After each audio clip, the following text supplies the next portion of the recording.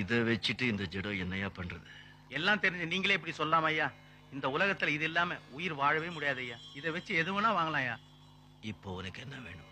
உங்க ஆசீர்வாதத்துல எல்லா வசதியும் இருக்கு ஐயா. ஆனா வாழ்க்கையில எனக்கு நிம்மதி மட்டும் இல்லையா.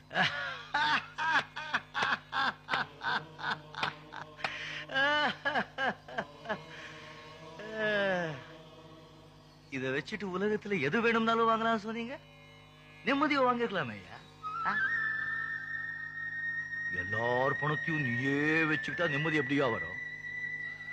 உனக்கு எவ்வளவு வேணுமோ அவ்வளவு அளவா வச்சுக்கிட்டு மிச்சம் இல்லாதவங்களுக்கு கொடுத்துட்டே இருந்தா நிம்மதி தானா வரும். இந்த பணத்தை சேர்த்துட்டே இருப்பால அவன் நிம்மதியே இருக்காது. புண்ணியத்தை சேர்த்துட்டே இருப்பால அவனுக்கு தான் நிம்மதி. ஆமா, வரும்போது ஒண்ணும் கொண்டு வரல.